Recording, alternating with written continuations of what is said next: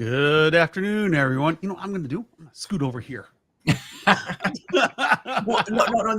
Then our short format stuff that goes out. You're gonna find your face. Yeah. We're all over the place, man. Everyone, I was using my camera the other night to take pictures of the pretty Aurora Borealis, and I completely jacked up all my settings. And I don't know if a camera update or something, but like I can now no longer get rid of my autofocus box. And it's driving me insane today. And so like I should be able to hit display and it should go away. It does not. I should be able to hit camera only mode. It does not. And so the first time I did this, I remember having to dive down and there was some weird little small menu and it finally got rid of it. And I just haven't been able to find it yet today. So anyways, welcome to Humanize IT. This is mid-November, people. I was just responding to another email today. Skip, you'll love this. And every once in a while people ask for a longer trial, or they ask for some advice on something coming up. Yeah. You know, like, hey, can you push out our trial just a little bit if I sign up today? And we just don't know how much time we're going to have over the end of the year. And I'm like, sure, I'll push it out to the new year. It's only 6 weeks. I'm like looking out like, holy crap. Like in 6 weeks, we'll have celebrated Thanksgiving, Christmas, and New Year's. That's right. Six weeks, people. Yes. And so, like, I'm sitting here going, holy crap, what? Like, even with us, we talk about the countdown. It just sneaks up on you. We talk about it all the time here on the community update. And I think people just need to realize that now we're at the end of the year. What are you going to do about it? You know, inevitably what's happening is we're having a bunch of people come in wanting QBR, TBR software, and they're wanting to do their quarterlies because they forgot to do them the previous year. And we've been doing this community update for 4 or 5 years now. And Skip, every year we've been talking about, hey, next year, do this in January, February, get it started early so you don't get the crush down later on in the year. Yep. Every year we get a big rush at the end of the year, people who forgot to do it. Well, I always make a joke here about this, but this is one that I've lived. So if I'm laughing, it's, not at you, it's with you. This comes up, pretty often. And so many people, especially in January, they're going to make another big push to have their annual quarterly review. They started out with great intentions in January. They had one.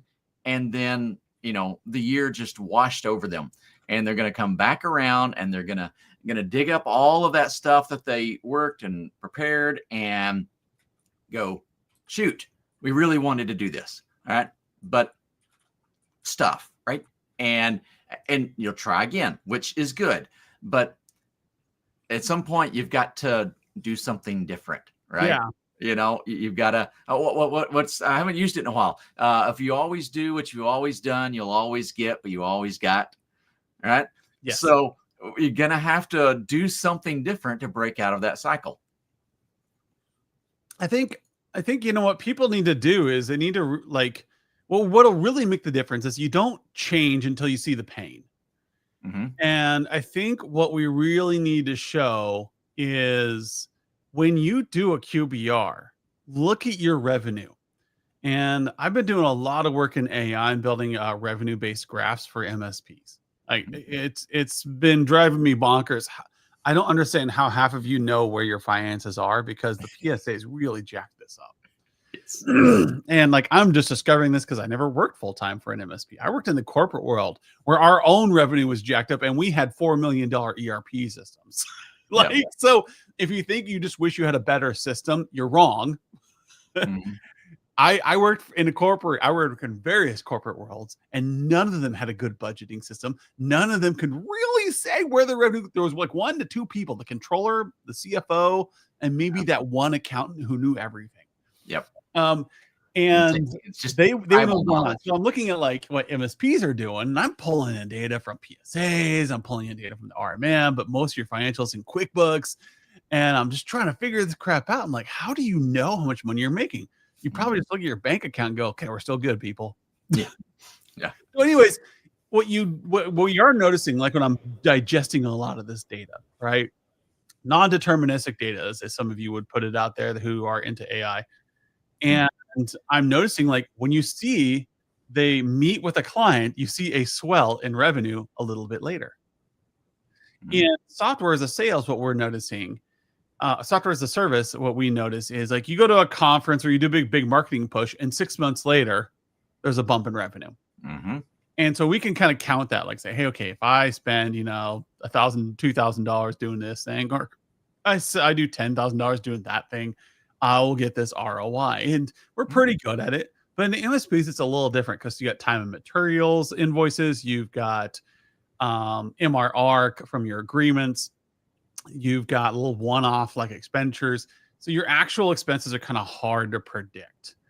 But what we can say is that if you would do QBRs, and I think that's why so many people preach these things, if you would Mhm. do them, you would see your revenue bump right after each one. Yes. And if you would physically see that, you'd be like, I'm doing QBRs all the time. You're Yeah. putting everything Yep. you put into QBRs if you saw that bump. But most of you don't have the financial view to see the reward from a QBR. You Mhm. feel it because That's you right. just met with Susan over at this company. You just met with Al, and oh, they bought something. But you don't realize that this is happening every time because you might have 3 or 4 account managers, or you are one account manager and you're just thinking, oh, I just met with them just to chat and they just happened to mention that this thing was running slow. So we ordered a PC. Mhm. That's technically a QBR. Yeah. It's just Uh, happening more often. Yep. I think that's what would drive people to realize that QBRs aren't just a thing to do, that it's not the QBR, it's the human relationship. And every Mhm. time you build that relationship, you end up with more. You end up with a more stickiness, more revenue. And now here we are at the end of the year, and you're realizing you've neglected your customers. Yep. Well, and we've used examples of relationships a lot. Your spouse, but there's a really good one for friends as well. So you have some friends that you meet with maybe regularly, some not so regularly. And in those conversations, you're always going to talk about a variety of things. But when you have a group of friends that meet regularly and you kind of have a defined topic, maybe it's you're going out and you're playing basketball with someone, or you've got a church small group, or some other hobby, and you're consistently meeting on this. Whether you have something to talk about or not, you still show up, right? And even when you don't have anything that you necessarily pressing top of mind to talk about, when you show up, you still find things to talk about. You have something that starts those conversations, that provides just a little bit of structure or starting points to those. And your QBRs, TBRs, EBRs, whatever you want to call those, all right, they can be the exact same thing. You just need a little bit of structure. You just need an appointment on the calendar. It says, I've got to be there. And when you get there, again, that little bit of structure will provide the starting points that you need to. Now we can definitely focus on those. All right. We've got lots of resources for those, all right, to make those even more effective. So you can show up and just ad hoc it, right? And I would say that's probably better than doing nothing, but you'll see a drastic difference if you are more intentional about those. But either way, just having those meetings is really, really important. Yeah. And again, it's the relationship. And I was just talking to a prospect today, and I mentioned they were talking about how they wanted to keep on top of clients. They wanted to do better at like touching base. And what I noticed was like they had these I was in the software. I was like, oh yeah, we don't just have the playbooks, but we also have the touch points. Mhm. And sometimes you just need to know, have I talked to this person That's it. recently? And having an alert saying, you haven't logged into this one client in like 5 months, 6 months. Mhm. And now we need to get over there and just log in. Like, why aren't we talking to them? Oh man, nothing's going on over there. They haven't opened any tickets, nothing. Like, oh Yeah. crap, I should look into that. Yes. And this Silence is not always a good sign. Silence is not always a good thing. You may have been trained to do oh yeah, silence means I'm doing a good job in IT. That's not a good sign. No. Silence means that people don't know you exist. Yeah. And you need to be seen. You need to be felt. And if you are just a break fix and your job is to do troubleshooting tickets and you're never seen, sure, I will agree with you. Yeah. Not being seen is probably good. However, as an MSP, multi-service provider, if you're not being seen, it means you're not doing things for your client. And I mean that. And people are going to be like, wait, we're doing things in the background. Yeah. It's kind of like being in a relationship and never hanging out with your spouse. Yeah. You're doing things in the background all the time. You're running errands, you're getting groceries, you're cleaning the carpet, you're buffing the kitchen. But are you really in a relationship? Yep. And so those are easily replaced. I mean, that's where things start to fall apart, is when there isn't that that presence that brings the value. So again, another phrase we hear pretty often, I want to show my value to my customers. Sometimes it's just your presence, and it's presence when things aren't broken, right? And this is another important one. If the only time your clients see you is when things go wrong and you fix them, right? It's not like, oh, this is a huge disaster and, our IT guys here and it's just getting worse, right? If it's a huge disaster and you show up and you fix all their problems, that's a good thing. I'm not going to talk bad about that. But too many MSPs try to make that their goal of, I'm going to show up, fix their problems. They're going to be happy that I showed up. But you're still being seen as the person who's only around when there's problems. You're going to carry that with you as this, unattended neon sign above your head that says, I'm the problem guy, right? That's not what you want to be. Even if you are fixing them, right? You want to be the one that makes the success stories. You want to be the one there when nothing is going wrong and the company is doing really well, right? And you get to stand by your clients. And I know it's sometimes small ways, sometimes bigger ways, okay? But you want to be able to stand with your clients and go, hey, this is really cool what we did here, all right? You want to be part of their success. Yes. And that's kind of the same way with, again, the spousal relationships or, your kids or whoever your best friend is in life. Somewhere around there, you have a relationship that you feed. And what we want to do is have that relationship be significant. We want it to be the one that everybody goes, oh yeah, I can count on that guy. I know I can call Skip and he's going to be there when I need him. And so what we want to do is feed that relationship in a way, especially over these last 6 weeks, where they remember who we are and all the things we've done this last year. If you're a Humanize IT member, send them a freaking dispatch. I already built it for you. That will show them everything you've done. Yep. Reset the dates a little bit. Build a view that says, hey, here's all the tickets we closed this last year. And let's show you more. Let's show you what we can do.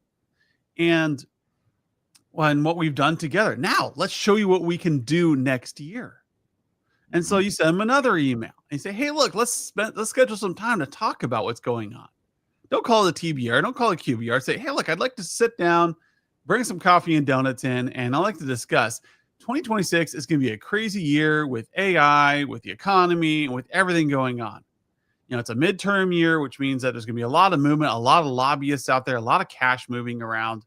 Let's talk about what next year looks like for your business and how we can help you. There you go. And so what Adam just described right there is I think one of the things that so many members and MSPs in general struggle with when they're building out their playbooks. What are they going to do with their clients? So I've got that in a ridiculous spreadsheet, but it has a label on it. All right. It's called a strategic workshop. All right. And everybody looks at that and they're like, what is that? Well, it's a vague name because it can be, all right. It can be a whole lot, but what Adam just described right there is a strategic workshop with your clients. It's that easy to have one of those. Have those every year. Sit down with your clients. It's informal. It's coffee and donuts or whatever you guys like. And just as Adam was describing that, talk to them about their year. And as the year goes on, we'll reference that, pull all that in. And next year, when you sit down and you make that appointment, they go, oh yeah, that was a good discussion we had last year. I'm looking forward to this. All right. How many times do your clients say that? I'm looking forward to meeting with my IT guys. All right. We're going to talk about some cool stuff for the upcoming year. That's a great place to be. Yeah. And I did that in the corporate world. That was mandatory in the corporate world. Mm-hmm. You had to do this, and we had to do it on a quarterly basis. We had to report to the CEO or the CIO or your director or your manager, whatever level you were at. It went up the stream. Yep. And you had to give this report, and it was always a freaking PowerPoint, people. So Adam was in hell. Just give me my whiteboard, people. I will. Oh no, that's even worse. That makes it worse for the other people. No, it doesn't. It's perfectly fine. Anyways, but the thing is, in MSP world, you guys are so disjointed from your customers because you're not on site with them. It's not that you don't care. It's just that you're not on site with your customers. Mm-hmm. And so you forget. And so having these touch points where you say, hey, let's talk about what was going on and let's talk about what we can do together forward. This is normal in the corporate world, people, where we spend hundreds of millions of dollars. My budgets for IT when I was a corporate director would sustain most of your MSPs. Just my budget. Yeah. Not even the whole IT budget. Like I was working for one company where my department was like 3 levels down. Yeah. And our budget for our 3rd level department was bigger than many MSPs I have worked with. Now, if you want to talk about our department budget as an IT, we could buy your MSPs. Like that's how big we were. Yeah, several of them probably. We were required to do this stuff because it was so important to the organization. This is how successful organizations that are performance-based, that are driven, run. You have to really important too.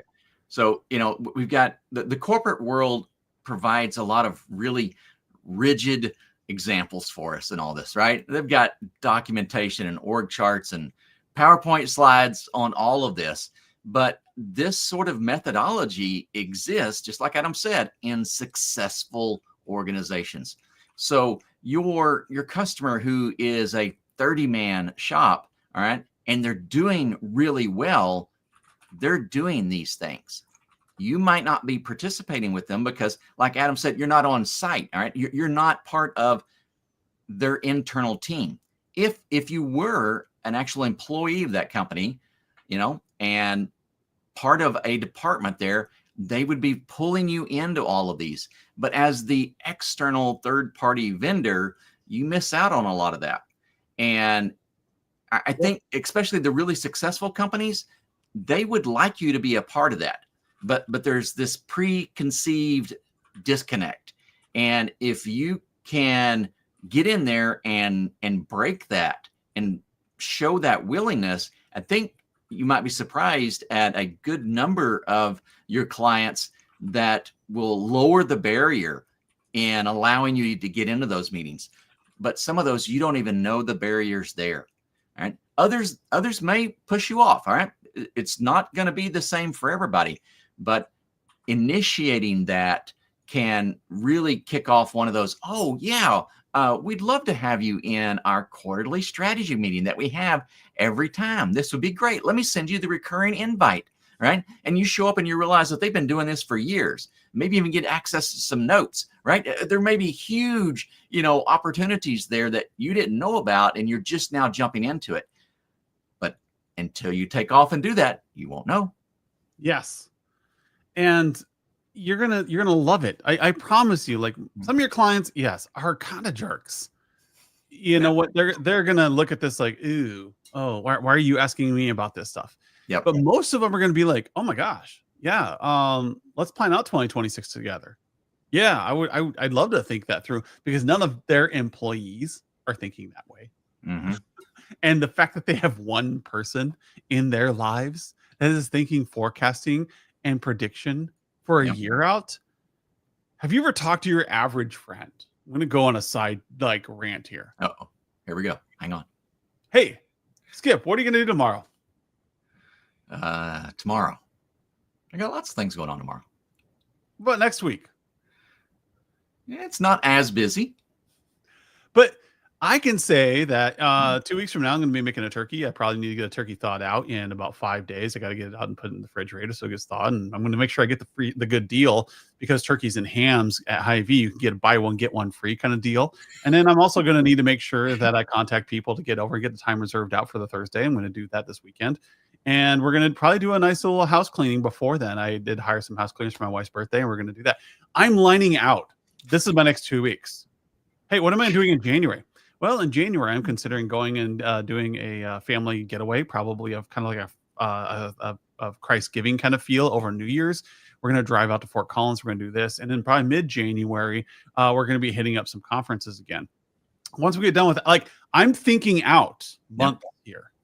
But if you talk to your average person, they have no plan. They're just living day to day. Uh-huh. Right? That is the difference between a strategist and your average person. You can live day to day. You're going to rely a lot more on luck in your life than you will. So those are the people that complain like, I'm just unlucky. No, you're just a poor planner. Well, sorry. So a couple of give things. me a crap scenario. I will plan the crap out of it. I will find Skip see me do it. I have absolutely contingencies on contingencies. We've been in some weird places as a startup. We made it through. Yep. And it's just like you have to have a plan. And when you work with your customers to come up with that plan, we're at 6 weeks to the end of the year, people. There we go. You come to your clients. You should have come to them with a plan in October. You still can come in and say, hey, here's your Christmas cookies. Let's talk about 2026 really quick. Do you have anything major coming up in 2026 I need to be aware of? Yep. Oh, by the way, what's your adoption plan for AI? Because if you're not adopting it, your employees are.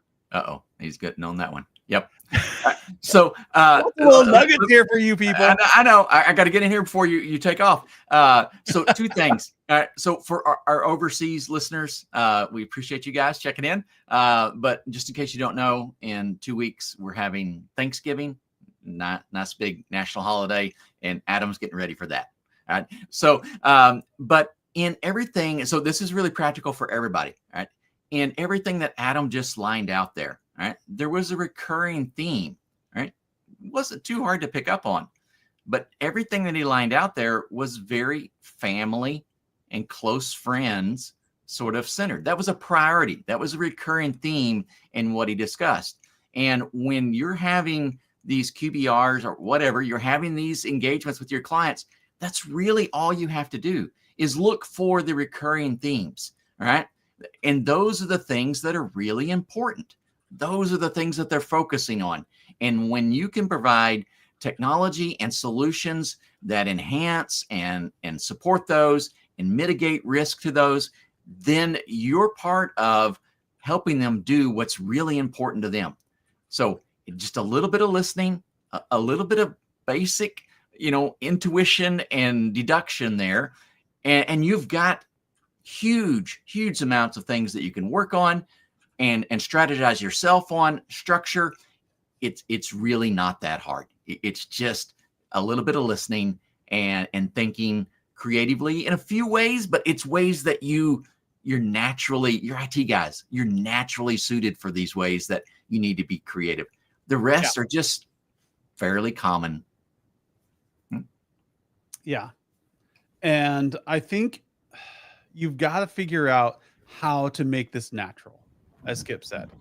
Yes, I'm talking about natural relationships I have.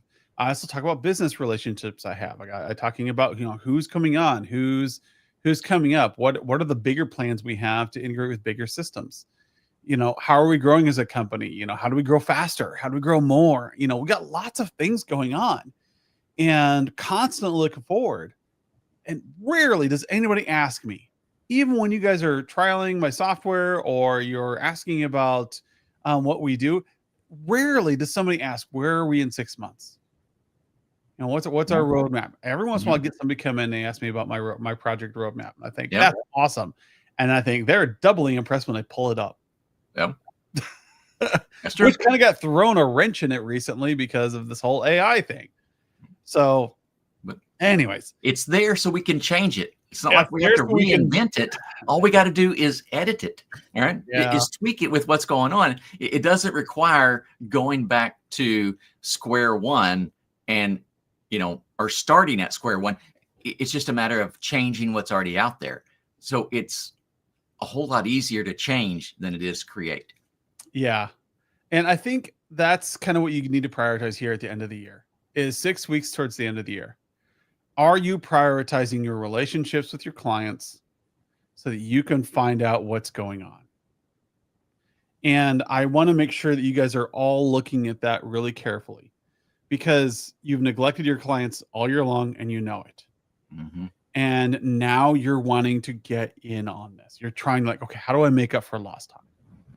It's the friends that you're inviting over for Thanksgiving that you haven't seen in a year. It's the family that you only see on Christmas. You still have to do this stuff, people. And it's important if you want to be a successful company. Yep. You have 6 weeks and then it's New Year. And if you're in the Midwest, that means you buckle down and don't go outside for about 8 weeks. In Texas, it's kind of like, oh, it's a dusting of snow. Yeah. I have to stay inside or my shoes are going to get wet. That's it. Nebraska's like, well, at least it's below my knees and my face doesn't freeze when I face the wind. Yep. So, all right, everybody, this is great. 6 weeks, 6-week warning. There it is. Take this seriously. Get some stuff done. Build relationships right now. Yes, projects are great. You're going to want to focus on projects and try to squeeze in those last few dollars. You work on relationships now, and you'll have plenty of dollars in first quarter next year. There you go. All right. Thank you for coming on, Skip. We'll see you all next week. Yep.